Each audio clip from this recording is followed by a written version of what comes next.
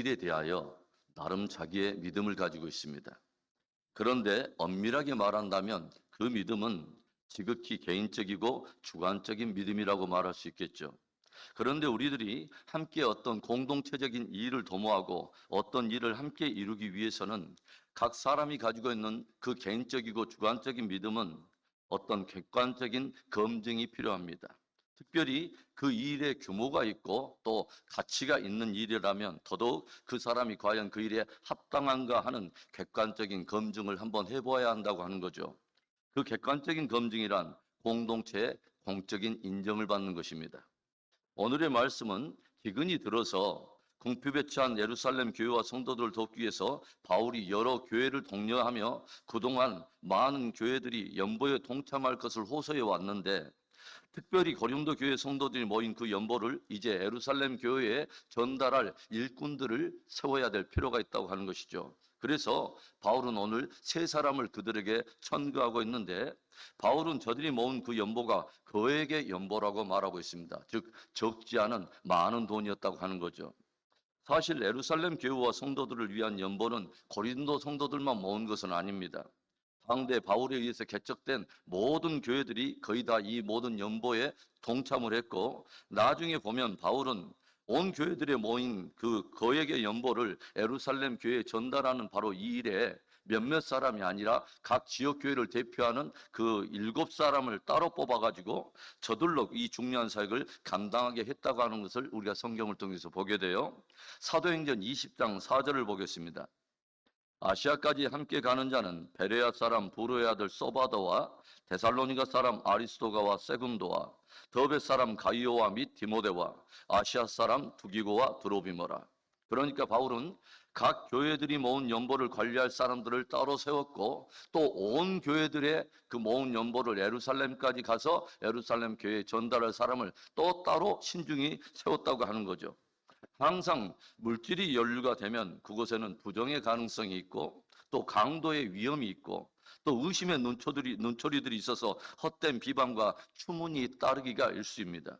그렇기 때문에 주님이 기뻐하는 이 존귀한 사역에 더욱 합당한 일꾼들이 세워져야 하고 그 일을 감당했어야 했다고 하는 거죠.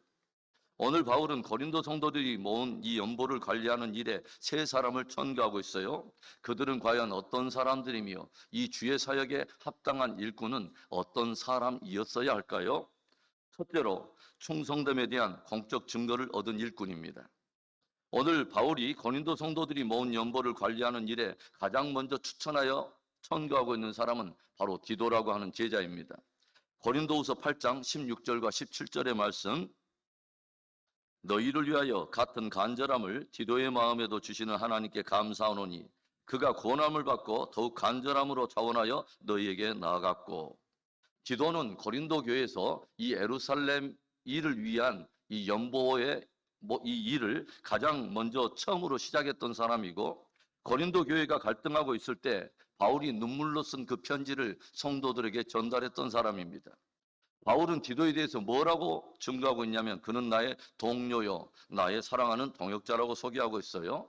그리고 성경을 보면 바울은 이 디도로부터 고린도 교회와 이 성도들이 자기가 보낸 편지를 받고 돌이켜 회개하며 온전히 회복되었다고 하는 이 기쁜 소식을 듣고서 자기가 큰 위로를 받았다고 그렇게 서신에서 밝히고 있습니다. 아마도 바울이 고린도 성도들의 연보를 관리하는 일에 그 누구보다도 디도를 추천했던 그 이유는 이미 1년 전에 연보를 모금하는 일을 시작했던 사람이 바로 디도일 뿐만 아니라 그동안 디도가 고린도 교회를 출입하면서 그의 충성됨과 성실함이 성도들 사이에 공적인 증거를 얻었다고 하는 그 확신이 있었기 때문이라고 하는 거죠. 초대교회 시절에 사도들이 자신들은 말씀과 기도에 전무할 것을 결정하면서 교회의 여러 재정과 또 재반 업무를 위해서 7집사를 따로 세우는 장면이 사도행전에 기록이 되어 있어요. 그런데 그 7집사의 자격이 어떻습니까? 사도행전 6장 3절에 형제들아 너희 가운데서 성령과 지혜가 충만하여 칭찬받는 사람 7을 택하라. 우리가 이 일을 그들에게 맡기고.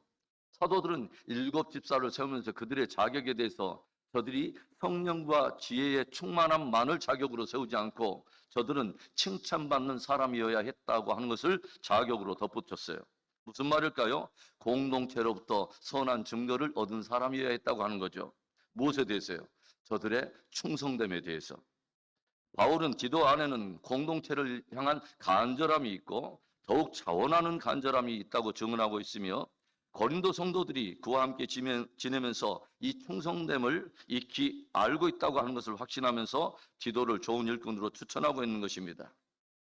충성됨에 대한 공적 증거를 얻어 늘 존귀한 일에 보배롭게 쓰임받는 저와 여러분이 되기를 주의 이름으로 축원합니다.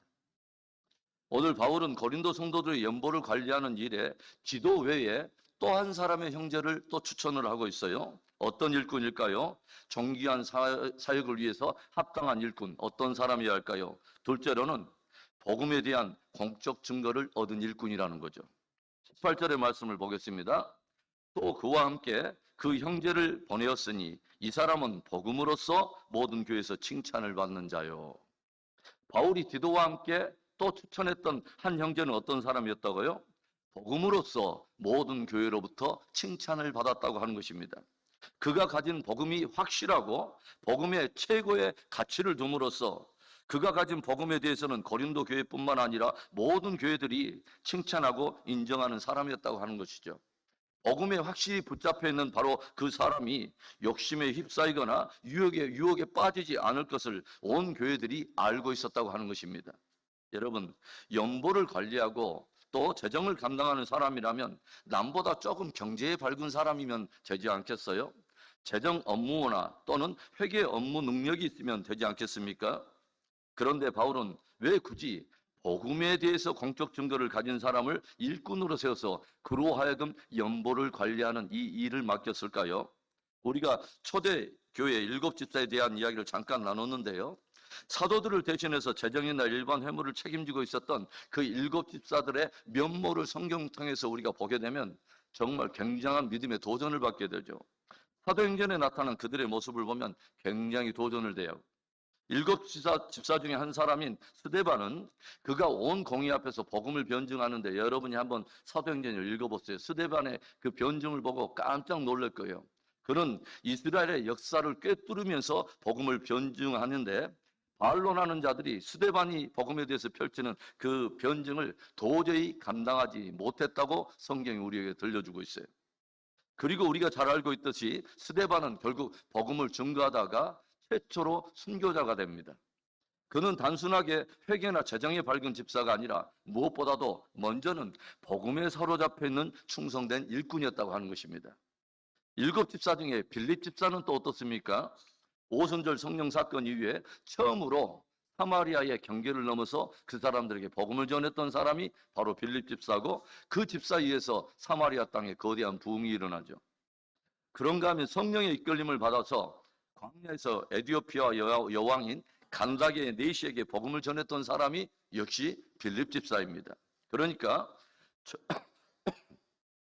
초대교회에 사도들을 대신해서 여러 재정과 재반 업무를 관장했던 7집사들은 무엇보다도 복음에 대해서 공적인 증거를 가진 사람들이었고 복음 변증에도 탁월한 그런 일꾼이었다고 하는 거죠.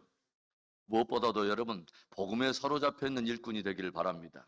복음 변증에 대해서 복음에 대해서 공적 증거를 얻어서 좋은 일꾼이 되어서 보배롭게 쓰임받는 저와 여러분의 복된 신앙 되기를 다시 한번 축원합니다. 바울은 고린도 성도들의 연보를 관리하는 일에 이제 마지막 또 한 사람의 형제를 추천하고 있어요. 그는 어떤 일꾼이었을까요? 세 번째로 선한 열정에 대한 공적 증거를 얻은 일꾼이었습니다. 고린도서 8장 22절의 말씀, 또 그들과 함께 우리의 한 형제를 보내었으니 우리는 그가 여러 가지 일에 간절한 것을 여러 번 확인하였거니와 이제 그가 너희를 크게 믿음으로 더욱 간절하니라. 바울은 기도와 한 형제 외에 또 다른 형제 한 사람을 추천하여 보냈는데 바울이 그를 추천한 이유가 뭐냐면 여러 가지 일에 대해서 그의 간절함을 여러 번 확인할 수 있었다고 하는 거죠. 여기에서 간절함이라고 하는 단어를 조금 원어적으로 살펴보니까 근면함 그리고 열정을 의미하고 있습니다. 주와 및 주의 일에 대해서 늘 근면하고 한결같은 열정이 있더라고 하는 거죠. 그래서 사도 바울이 그의 이 근면함과 열정에 대해서 여러 번 확인할 수 있었다고 하는 것이죠. 사실 우리들이 주의 일을 하다 보면 아무리 그 사람이 재능이 뛰어나고 좋은 조건을 다 갖추고 있어도 근면함과 열정이 없으면 제 사명을 감당할 수 없고 어떤 일을 맡기기가 굉장히 쉽지 않습니다.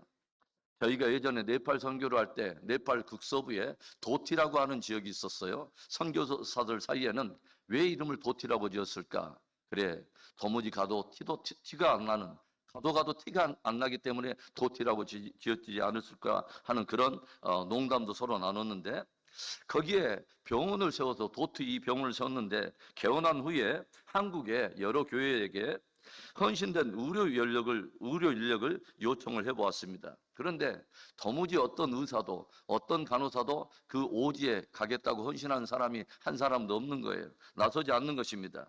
그래서 결국 헌신하여 온 간호조무사가 그 병원의 원장이 되어서 현지 인력을 통솔하면서 그 병원을 경영했던 적이 있습니다. 이후로부터 우리 선교사들 사이에 속담과 같은 유명한 한 말이 만들어졌어요. 헌신되지 않는 의사보다 헌신된 간호조무사가 훨씬 낫다. 선한 열정에 대해서 공적 증거를 얻으며 늘 존귀하고 보배롭게 쓰임받게 되기를 축원합니다. 여러분, 우리의 각 사람은 주님을 향한 그리고 주의 일에 대한 자기의 개인적이고 주관적인 믿음을 가지고 있지만 어떤 공동체적인 일을 위해서는 공적인 증거를 얻어야 됩니다. 충성됨에 대한 공적인 증거, 복음에 대한 공적인 증거, 그리고 근면함과 열정에 대한 공적인 증거, 이런 증거들이 저와 여러분 안에 넘쳐서 정말 주의 일에 보배롭게 쓰임받는 귀한 은혜가 있기를 다시 한번 주님의 이름으로 축원합니다.